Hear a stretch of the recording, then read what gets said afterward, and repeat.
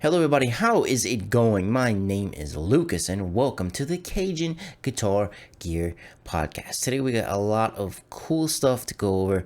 Today's going to be a little bit short, thus pretty much every gear news came out last week since it was NAMM. So without any further ado, let's jump right in. A little bit of a side note here. I am kind of congested. I kind of have a headache. I'm not feeling the best in the world. I don't really think I'm sick. I just think it's from sinus stuff. But I still am here doing the podcast because I know you are just clamoring for some gear news. So the very first thing we are going to talk about is that Divided by 13 has been purchased by Two Rock Amplifiers. Gonna kind of give you a lowdown. I'll talk about it a little bit. Basically, the guy Fred, who owned Divided by 13, has been thinking about retiring. He kind of pitched it to a couple companies that didn't want it, but he met the guys from Two Rock, and then they were discussed it, kind of open to it.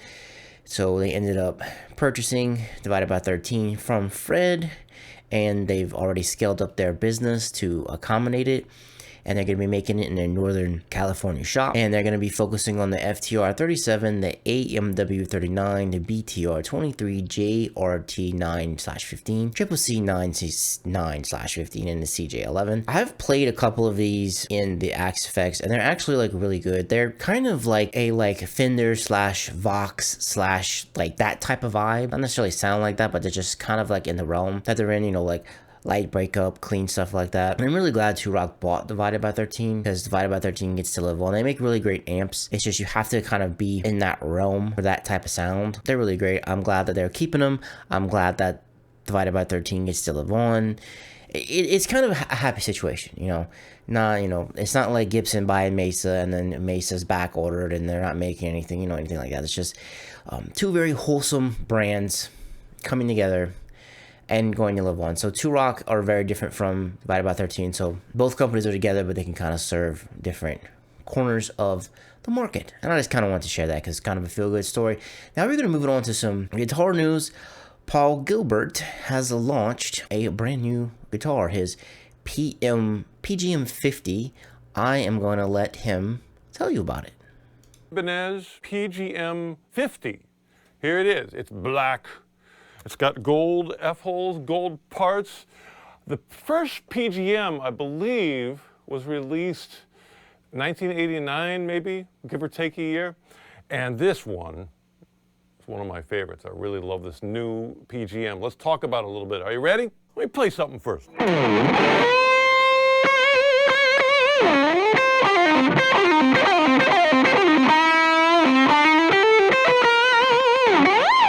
It's a very reliable guitar because it has that fixed bridge that is rock solid, great tones, won't move. Check out this volume knob. It's the Sure Grip. This is my favorite volume knob in the whole world, which is a big deal to me because for me, the volume knob, it's actually a noise gate. When I'm done playing, I turn on like every distortion box in the world, something the amp's just going, and then it's dead quiet because I turn the distortion boxes off. I turn my volume down like this. I'm doing that all day, so it's nice to have a Sure Grip volume knob. And it's out of the way, because not only do I do the licks with tiny... We're basically just talking about his volume knob. You got a Sure Grip, one on there.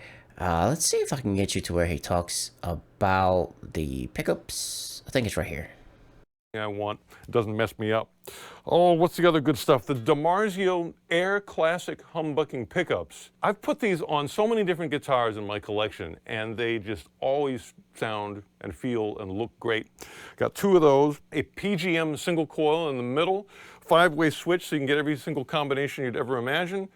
And so the next part, Paul glued, this is such Paul's personality. I got to meet him when I went to his guitar camp up in Big Indian, New York. I got to meet him. I actually won one of his import signature guitars. He signed it for me. Paul is like a super nice guy, and he's very quirky. So this next little section, he puts washers on his straps. Well, he talks about his slide, right? Watch. He glued a magnet to his guitar so he could keep the metal sliding in, which is actually really brilliant. But I'll let him tell you about it. 2-inch neodymium magnet wrapped in gaffer tape and attached with some double-sided tape, which holds my Dunlop 318 slide on there. Now the thing is, it took me about a year to get used to taking my left hand and going,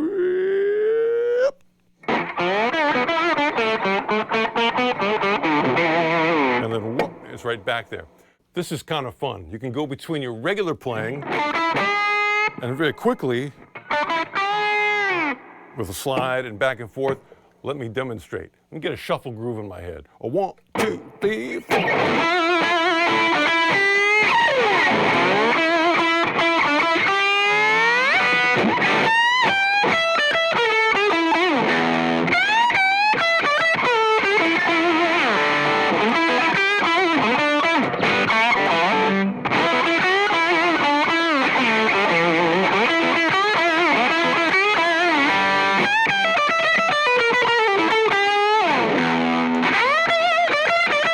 It's actually a brilliant idea to glue a magnet right there, and you can see how he switches from it very easily. I just kind of wanted to show you that. I actually really like this PGM. I only really like gold hardware with black because I'm a New Orleans Saints fan and I like to torture myself.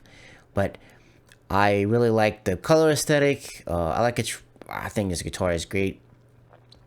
I've never really used the Marzio Airs. I think they're a little bit a little lower output for me, but I think this PGM is pretty great. If you want to finish watching the video, you can head over to Sweetwater. If you would like to purchase a PGM 50, you look at my link in the description and you can get one.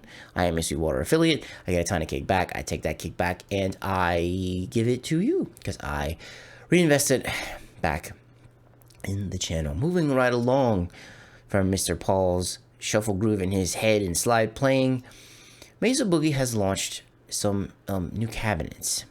We have a 110, a 112, 23, a 212 vertical it says diagonal cabin, but it's like, yeah, it's a diagonal. It's a vertical cab if you want to call it that. They have a 112 mini rectifier wide slant. These are pretty much all of the new ones. They just launched like 3 of them, but they didn't really like let me show you just the 3 new of them. So just the 3 new ones. So this is the 3 right here. The 110 is at 550. The 112 is at 600, and the 212 diagonal is at 1050, which that's kind of pricey. And I know a lot of people like older Mesa cabs because you can get the good speakers on them, but I just thought I would show that to you since we're kind of in the quick riffs territory right now. So let's move right along to talk about something I'll say controversial, but it may make people angry. I'm going to spend a little bit time here on some clarification. I've kind of accepted in my life that I'll probably never get sent any gear from any manufacturer really to demo, just because of how critical I am about stuff. You know how there's a kind of thing floating out there right now on YouTube land that a lot of YouTubers are just paid shills because the companies pay them to review their stuff, which it kind of came up in a Facebook group lately, which is very stupid. But I'm kind of the opposite of that. I try to take the Project Farm route. If you don't know who Project Farm is, it's a YouTube channel, and he doesn't take any endorsements or anything. Everything he buys with his own money, and he like tests the crap out of it to see which one is the best. I kind of like to keep that motto or that mantra because I care more about the people who are watching my videos and getting them the right information. I mean, sometimes I get little things wrong, but I tell you guys, always correct me if I'm wrong in the comments. I try to look out for the people watching my videos so that way they don't get screwed over. And this is kind of what this is, but it's me doing a little research and telling people to check out some things and approach things with caution. That's what this is. I'm going to be talking about the Jackson Pro Plus series. Now, I am a big fan of Jackson. I like a lot of their stuff. I like their USA models. I like Jackson in general. And this actually came across to me in one of my Facebook groups. The guy posted a guitar. I think, which one was it he posted? I think it was, I don't remember which one it was. But actually, let's just use this one. He posted this guitar right here, right? He posted that. I mean, this guitar looks really cool. But on the back, and the price is $1,600 for this. And on the back of the headstock, it has that it is crafted in China. And that is what he pointed out. He's like, I cannot believe these prices are this expensive for something that's been crafted in China. And now, Jackson has been used in China for a while. It's not the first time they've produced stuff in China. But the stuff that I'm going to point out is that the price of these guitars and the price of some of their other stuff, things just don't make sense. It just kind of makes you like go, huh? So Jackson makes stuff in Korea, Indonesia, and they do make stuff in China, and they do make stuff in the US. So they're working with everybody, right? So basically for these Pro Plus series, Jackson has a Jackson Pro series, which is their import brand. And you can, I know Misha, Mansour's one is underneath there, and they have a couple other ones. Basically, the Pro line is like the cheaper or the import models of all their really expensive American stuff. Because, like, I think Misha's one now is like $4,000, which that thing used to be like right around $3,000. It's amazing how much things have shot up. Now that is out of their custom shop, so it's like their highest manufacturing tier, if you want to call it that.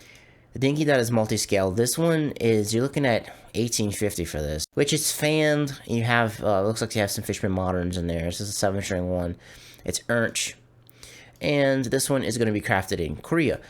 Now, $1,800, almost $1,900 for a Korean guitar. That's kind of pushing it, but it's okay. I say that's okay because a lot of what Schecter makes, that all comes out of South Korea. And it's all fantastic. I have, you can see it on the rack back there. I might have kind of edited it out a little bit. But I have an SLS Elite. That one, 7-string, that one is made in Korea. And it's great. It punches way above its weight. I only paid like $1,500 for it. But it keeps up with like $3,000 and $4,000 guitars. Now, it's not going to be 100% the same, but it keeps up with them for the price, which is great. So I can kind of, you know, this is kind of okay for me.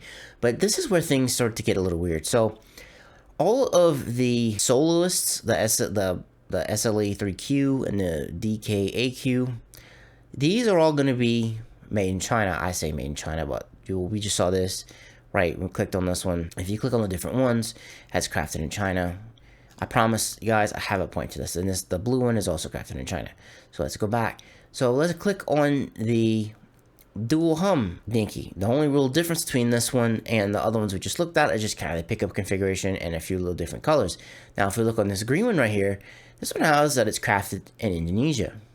Now, this is the same model. We click on the Firestorm one, which it literally looks like a Firestorm. This finish looks really cool. I would definitely buy a Jackson like this. It looks really awesome. Let's see what this one is. China. Let's see where the transparent purple burst. China.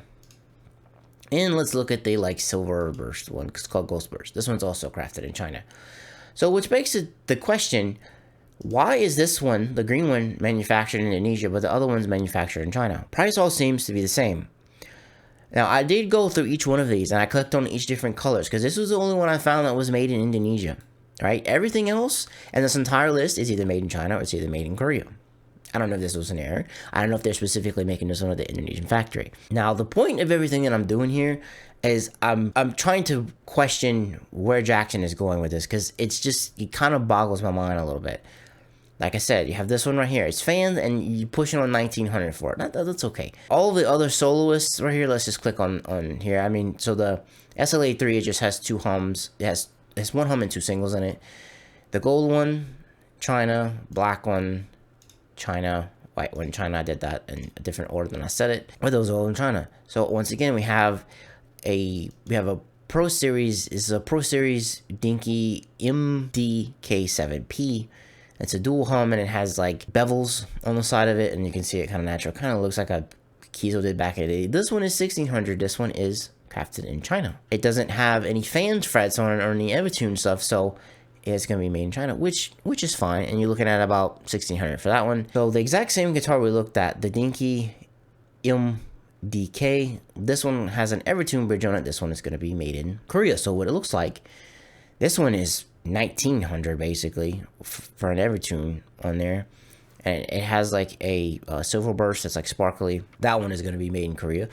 And then we have an MKD Dinky, but this one is also fanned, but it's a 6-string. And this where this one made, this one is going to be made in Korea. So as we can see, if it's a simple type of guitar that it isn't fanned and it's straight, it looks like they're putting that to China. If it is fanned or has an Evertune, it looks like that one is putting in Korea. I'm almost done, and I promise I'm going to make a point on this. So the red and, wow, that's actually a $100 difference. The MKD7, if you want like the red with like the black in the bevel, that one's going to cost you $1,500. and they're both going to be manufactured in China. We go back on here. It's a different color dinky. The MKD, that's what it has an Evertune. It's an Evertune 7. You look at this one is going to be in Korea. And well, that one's actually 2000. That's the very, very top of the line one. It's in 2000. And then the two soloists right here. Soloist, that's going to be made in China. And then you have the Pro Plus Rhodes. That one is going to be crafted in China. Now, a lot of you are probably angry. You're like, what does it really matter where the country of the guitar is manufactured?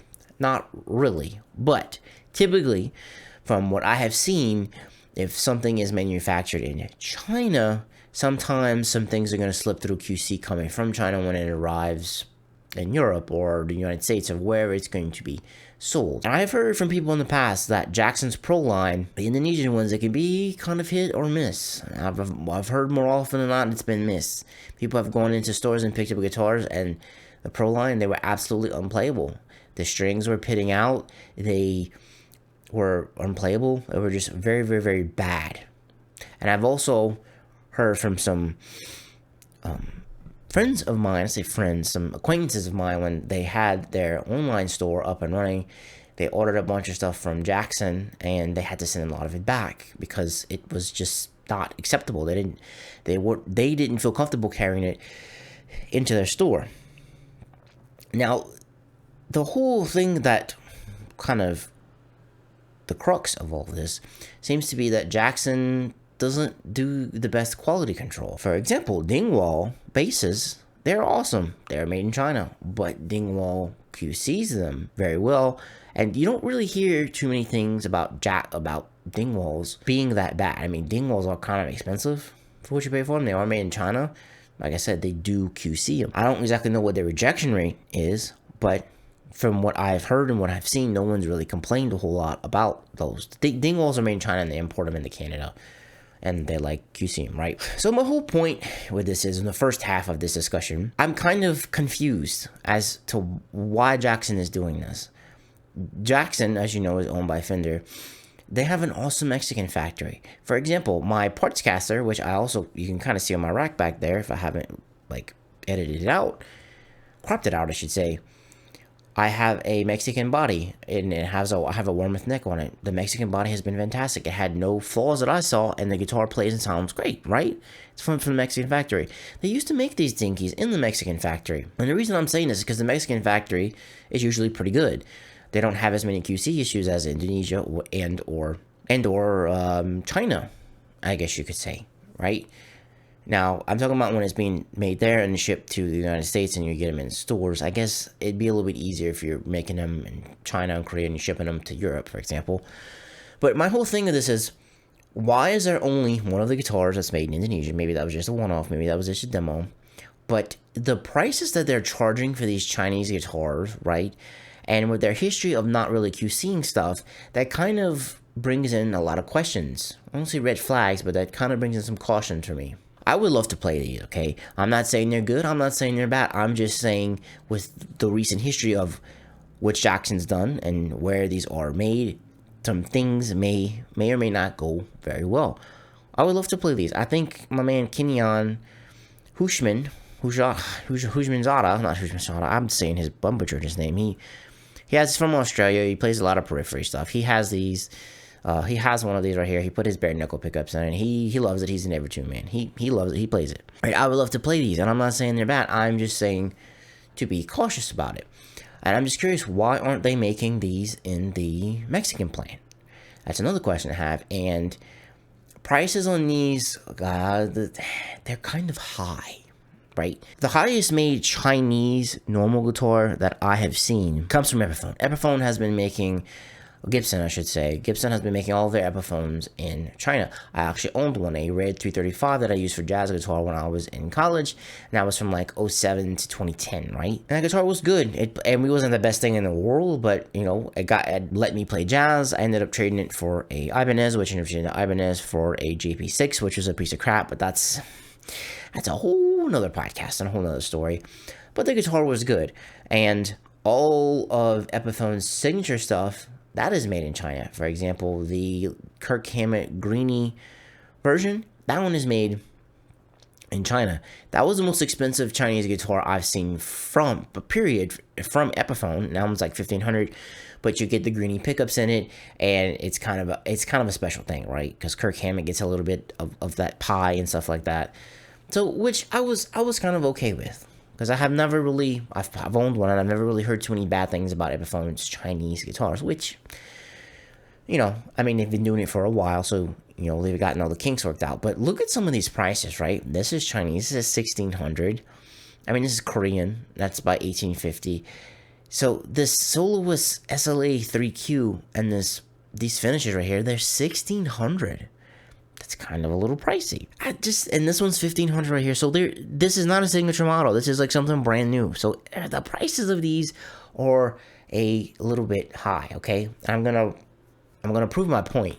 I know I've been talking a little while. I'm gonna prove my point, right? The series soloist right here, the SLA 3Q, right? So if we come over to Sweetwater, right? Let's look at some of other Jackson stuff, right? I would like to point this out to you right here. The Jackson American Series Virtuoso Pacific Ocean, the ones that we have been looking at, right? Yes, this is pretty much kind of the same thing, right? A Pro Series Plus Dinky DQA. This one is 1,300, right? Now it's hum if you're doing exact, it's just a simple color. These colors, they have a little bit more they have a like veneer on them, right? This one's 2,000. You can get 2 demos for 1,800. Now these are simple guitars. If you look at the back here, so it's crafted in California. They're simple. You have the truss rod adjustment at the back. I like this. I would buy this. This is made in America, right? It's going to typically have less QC issues. At least you hope it would, since it's made in America, right? And it looks like they have the original Floyd Rose on it. I believe that's what that is. Let's look down. I said it. I have to go verify it. Otherwise, I'm going to be crucified for giving raw. It's a Floyd Rose 1,500, which I think that is the one made in Korea, but it's the same specs as the German one, I believe. You have Goto locking tuners on it. So this thing is slamming, right? This is an awesome guitar. Locking tuners, Goto is awesome. You could probably even throw a Goto bridge in here if you don't really want the 1,500. So the Soloist SL3, which is going to compete directly with the 3Q right here. This one's 1,600. This one is a little bit more, right? You're looking at 2,350. This is a little bit more. But look, you have demos for 21. So you're only spending a little bit more money, and you're getting an American-made guitar. Like I said, a little less QC issues, right? That's just, it's because Fender's American stuff is usually pretty good. I've never heard anything bad about them. Of course, some stuff can happen, but I've never heard anything bad about it. So the Mystic Blue right here, this one is 2K. You kind of see where I'm going with this. I'm just kind of perplexed why their Pro Plus SKUs are so expensive. Yes, I know these are simple colors, right? But you gotta look at it.